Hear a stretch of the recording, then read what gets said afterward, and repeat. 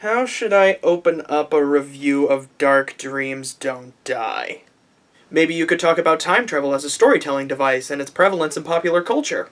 Alliteration, great idea. Didn't Yahtzee already do that? Silly slut, surely you've surmised the silly subtleties in saying such senseless scrawl, so shut up! Wrong letter. Shit.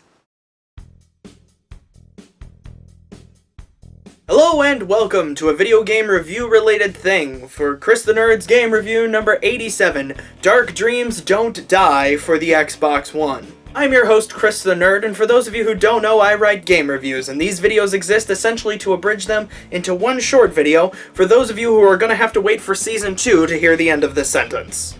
With that said, let us begin. Dark Dreams Don't Die is a game from Swery. You may recognize him as the man behind the cult hit Deadly Premonition.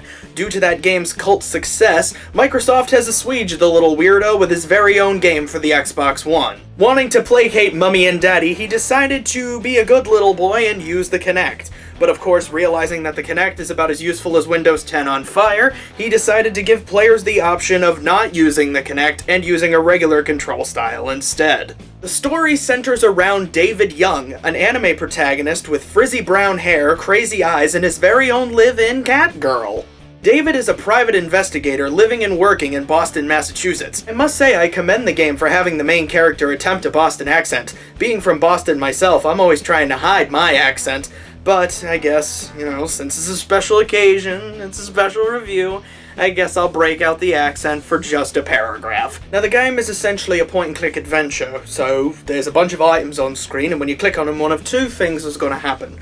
Either one, you're going to mercifully move the plot forward, or two, you're going to get some flavor speech from David, where he opines on whatever it is he happens to be looking at. It could be a little ridiculous sometimes when he's like, oh, here we've got the murder weapon, but this cup really does remind me of Mum.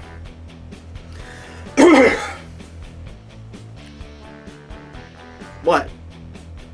The game takes place in a season format consisting of a prologue and 2 episodes that should take you roughly a couple hours to complete, depending on how good you are at the What Am I Thinking game.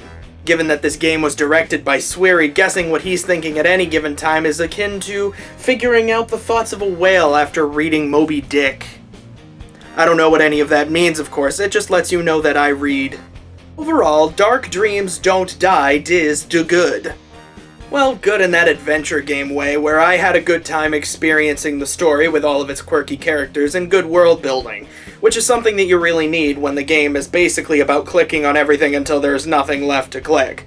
I give it Chris the Nerd's seal of approval. We haven't really had anything less than this in quite some time.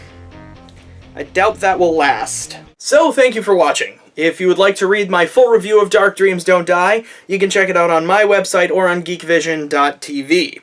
If you'd like to follow me on social media, you can do that by checking out the Facebook fan page or following me on Twitter at ChrisTheNerd92.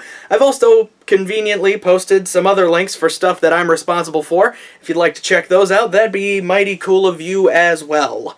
Don't really think I got anything else to plug. I think I covered everything. So, with that said...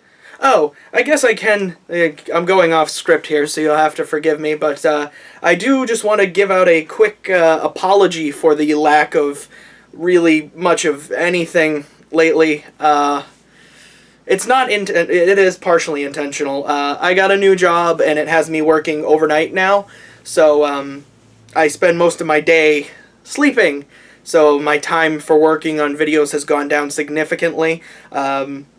Know that I am working on stuff. The newest episode of As Failed on TV is well underway. I've already started to film it. It's a pretty big episode that I'm working on, so I hope to have it done within the next few weeks or so, hopefully. In order to placate some of you, I might, the more rabid amongst you who want to just know what I'm doing at all times, I might start doing some vlogs again, just to have some content for the channel. But yeah, so that was a little rambly outro. But thank you all for watching, and I will see you on the next whatever the hell I release. So thanks again.